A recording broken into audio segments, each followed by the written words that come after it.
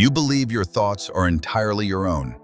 You believe your habits are personal choices. You believe your stress levels, your ambitions, your pace of life, your priorities, your sense of possibility, all of it originate from inside you. But much of what you call yourself is actually environment. Your environment is programming you every single day.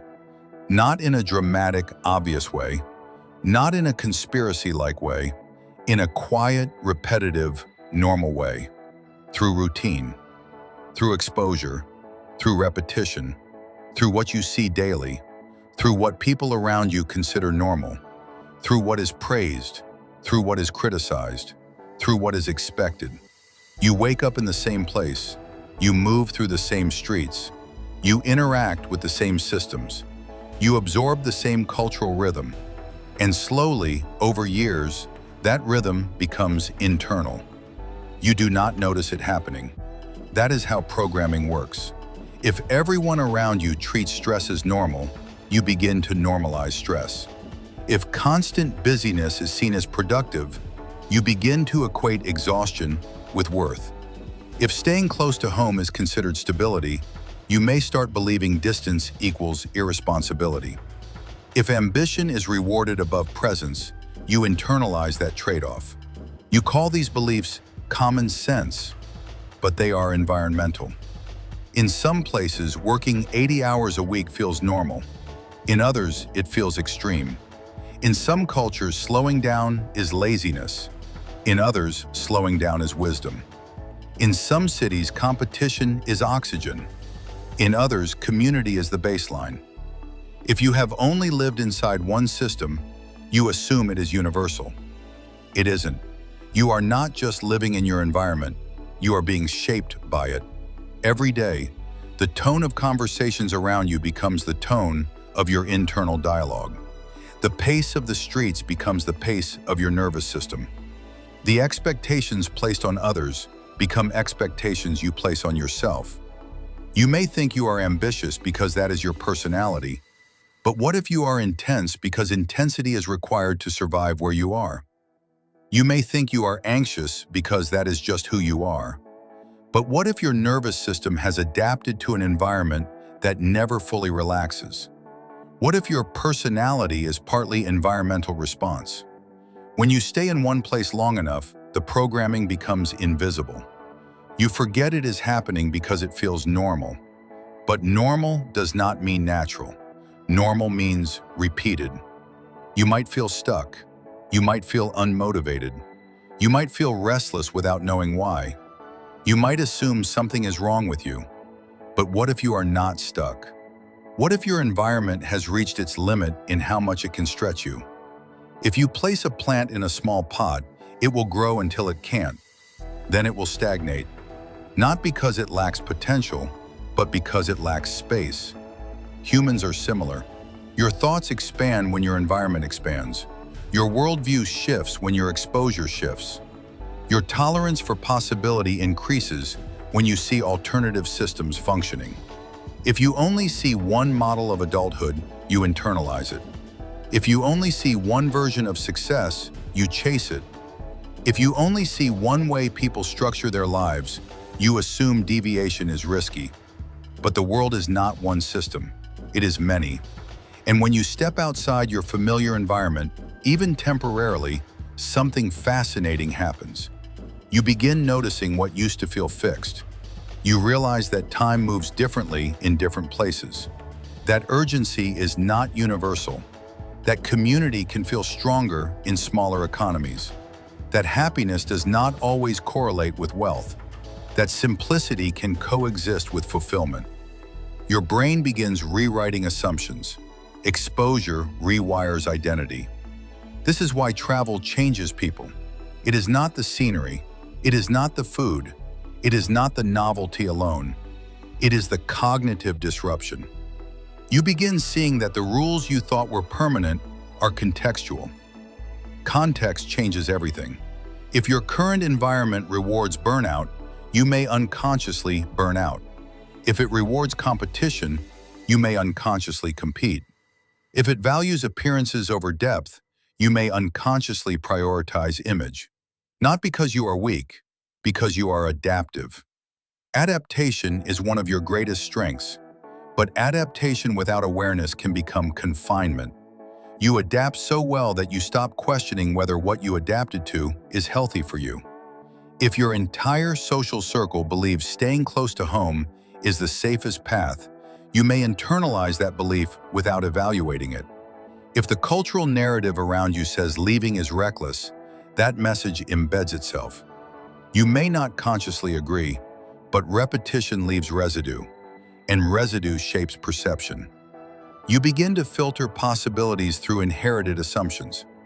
Moving abroad challenges that programming. It does not automatically make life easier, it makes it different. And different forces awareness. When you relocate, you step outside your original reinforcement loop. The familiar cues disappear. The default expectations weaken. You are no longer automatically reinforced by the same beliefs. You must consciously choose what to keep. That conscious choosing is powerful, because once you see programming, you cannot unsee it. You begin asking questions like, is this pace actually healthy for me? Is this level of stress necessary? Is this lifestyle aligned with my nervous system? Is this version of success truly mine? Those questions rarely arise when everything around you reinforces the same answers.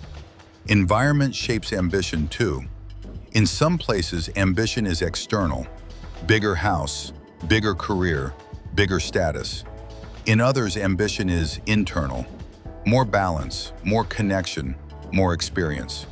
You may have adopted one form without realizing alternatives exist. Imagine growing up in a place where everyone leaves by 9 p.m., prioritizes family dinners, values downtime, and disconnects from work after hours. Your nervous system would normalize that rhythm. Now imagine growing up in a place where working late is expected, being constantly available is admired, and hustle is praised. You would adapt to that rhythm. Neither is inherently wrong, but one may fit you better.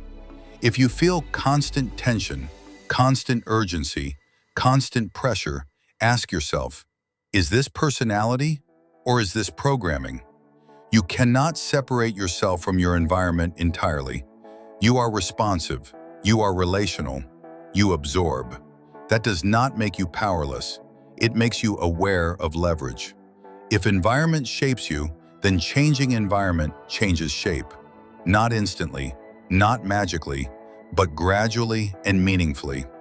When you move abroad, you do not become a different person overnight, but your inputs change. Your daily exposure changes. Your assumptions get challenged. Your nervous system recalibrates. You might find that you are calmer in a slower culture, or more expressive in a more communal society, or more creative in a place that values art over accumulation, or more grounded in a city that prioritizes simplicity. Different environments amplify different traits. You may be trying to fix yourself when the real adjustment needed is environmental. If you feel uninspired, maybe your surroundings have become too predictable. If you feel boxed in, maybe your options feel culturally narrow. If you feel restless, maybe your exposure is limited. Restlessness is often expansion knocking, but programming tells you to interpret it as dissatisfaction. You may have been taught to suppress restlessness, to be grateful, to settle, to stabilize. But gratitude and expansion are not opposites. You can appreciate where you are and still recognize that you have grown beyond it. Your environment programmed you once. It helped you become who you are. But that does not mean it is the only place you can become more. The world contains thousands of different reinforcement systems, different norms, different values, different definitions of success, different paces of life.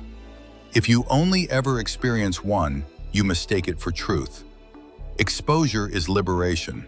When you see alternatives functioning well, your imagination expands. You realize that your current stress may not be universal. Your current limitations may not be absolute. Your current definition of adulthood may not be mandatory. That realization is destabilizing at first, because if your environment programmed you, then you must take responsibility for choosing your next environment. And responsibility feels heavier than conformity. It is easier to say, "This is just how it is here." But that is the power hidden in this awareness. You are not at the mercy of programming. You are capable of selecting new inputs, and new inputs reshape you. If your environment is programming you, then your nervous system is the operating system that runs the code. You do not just think inside your environment, you feel inside it. You regulate inside it. You calibrate your stress response, your emotional tone, your expectations of safety and opportunity based on what surrounds you every single day. If you live in a place that never slows down, your body learns not to slow down. If urgency is constant, your baseline becomes alertness. If noise is constant, silence may begin to feel uncomfortable. If comparison is constant, your self-worth may begin to fluctuate with performance. None of this happens consciously. It happens gradually, like water shaping stone. You may believe you are just an anxious person, but what if your anxiety is partially environmental conditioning? What if your nervous system adapted to survive in a high-stimulation, high-pressure context? What if you are not broken, but calibrated to your surroundings? When you step into a different environment, especially one in another country, your nervous system reacts immediately. You feel the shift before you analyze it. The pace is different. The expectations are different. The way people relate to time, space, and conversation is different. That difference can feel disorienting at first. But disorientation is not dysfunction. It is recalibration beginning. Your brain is predictive. It learns patterns and anticipates outcomes. In a familiar environment, your brain predicts efficiently. It knows how interactions will go. It knows what behaviors are rewarded. It knows what to expect. That efficiency feels safe. But it also keeps you in repetition. When you relocate, prediction becomes less certain. You must pay attention. You must observe. You must interpret new cues. That heightened awareness can feel exhausting, but it also makes you present. Presence interrupts autopilot. Autopilot is comfortable. Presence is alive. There is a psychological ceiling that forms when you stay inside one context for too long. Not because you lack imagination, but because imagination feeds on exposure. If you have only seen one way to structure a life, your mind unconsciously assumes that deviations are rare or risky. When you encounter multiple viable models of living, your mental ceiling rises. Imagine living in a culture where leaving your hometown is uncommon. The social reinforcement for staying is strong. Now imagine living in a culture where international movement is normalized, where people speak multiple languages, where relocation is considered growth rather than rebellion. Your internal narrative would shift simply by witnessing that contrast. The ceiling of possibility is environmental. If everyone around you pursues the same milestones in the same order, your brain begins to interpret that sequence as law. When you see alternatives functioning well, you realize it was never law. It was pattern. Patterns are powerful, but they are not permanent. Another layer to understand is social identity. Your sense of self is relational. It forms through interaction. You know who you are partly because of how others respond to you. In a stable environment, those responses become predictable. You are reinforced in certain roles. You may be the responsible one, the ambitious one, the reserved one, the funny one. Those identities stabilize over time. When you move abroad, that reinforcement resets. No one knows your default role. You are not trapped in old expectations. You can experiment with expression. You can refine who you are without being boxed into who you were. That freedom is intimidating because it removes structure. But it is also liberating because it allows intentional identity building. You may discover that parts of you were dormant, not absent. Creativity that never had room, calm that never had space, sociability that never had opportunity. or boundaries that were difficult to enforce in your old context. Different environments amplify different traits. If you feel diminished where you are, it does not automatically mean you are deficient. It may mean the environment is not amplifying your strengths. It may mean your internal growth has reached the edge of what your current surroundings can stretch. There is a quiet grief that sometimes accompanies this realization.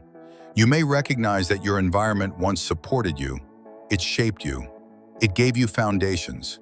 But foundations are not meant to be ceilings. Outgrowing a place does not require resentment. It requires honesty. You can appreciate what formed you and still choose to expand beyond it. Another important truth is that staying where you are can subtly narrow your imagination over time. Not because you lack intelligence, but because your reference points remain consistent. When the same conversations circulate, the same debates repeat, the same news cycles dominate, your cognitive environment tightens. Novelty becomes rare. Novelty is not just entertainment, it is neurological stimulation. It creates new neural pathways. It increases cognitive flexibility. It enhances problem solving. It expands empathy. Living abroad is prolonged novelty. It stretches your mental map. You begin to see that what once felt inevitable was optional. That what once felt radical is common elsewhere. That what once felt impossible is simply structured differently. You begin to see that what once felt inevitable was optional. That what once felt radical is common elsewhere. That what once felt impossible is simply structured differently. That realization builds psychological freedom. Freedom is not just political, it is perceptual. When your perception expands, your options expand. But perception rarely expands without exposure. This is why environmental change can feel threatening. It threatens the stability of your current perception. It reveals that what you thought was fixed is fluid. And fluidity requires participation. It asks you to decide consciously rather than default unconsciously. It is easier to default. Defaulting requires no self-examination. It allows you to blame circumstance rather than evaluate alignment. But if you are listening to this, you may already sense misalignment. Misalignment does not always scream. Sometimes it hums. A subtle restlessness. A recurring thought about living elsewhere. A feeling when you see other cultures functioning differently. That hum is not dissatisfaction alone.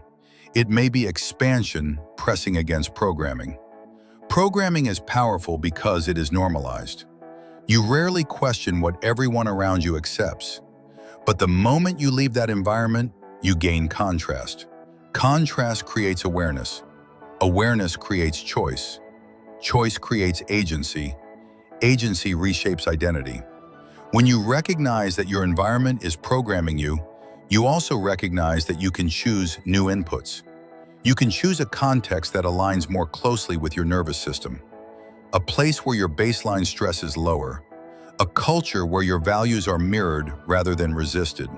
A pace that supports presence rather than perpetual urgency. This does not mean life abroad is perfect. It means it is different, and different reprograms. You may find that your internal dialogue softens in a calmer environment, that your creativity increases in a culture that celebrates expression, that your sense of belonging deepens in a community-oriented society, that your consumption decreases in a place where simplicity is normalized. Inputs change outputs. You are not static, you are responsive. And responsiveness means you have leverage. The courage required here is not reckless relocation. It is willingness to question what you once accepted without examination. It is the willingness to admit that your environment has shaped you more than you realized. And if it shaped you once, it can shape you again. But this time, consciously. Staying is also a decision. It is not neutral. It continues the current programming.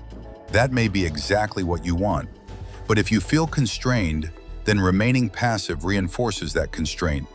You do not have to move tomorrow. You do not have to make dramatic declarations.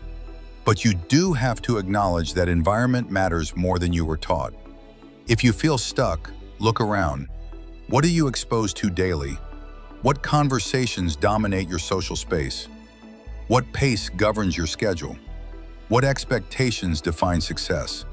Are those inputs nurturing expansion or reinforcing limitation? Honesty here is powerful. You are not weak for being shaped by your surroundings. That is human. But you are capable of selecting new surroundings when growth requires it. You are capable of choosing expansion over repetition. If you sense that your current environment is no longer amplifying who you are becoming, clarity is the next step. The world offers thousands of different reinforcement systems, different rhythms, different values, different social norms. Some may align deeply with your natural pace and priorities. Others may amplify stress or misalignment. You do not have to guess blindly. The World Match app helps you identify countries and regions aligned with your lifestyle preferences, mindset, values, and natural rhythm. Instead of romanticizing destinations or staying trapped in abstract desire, you gain grounded insight into where your personality and nervous system may genuinely thrive. You can take the quiz now at worldmatch.app and begin exploring environments that support your expansion instead of quietly programming your limitation. Your environment is shaping you whether you choose it or not. The question is simple. Will you let it shape you by default, or will you choose where you grow?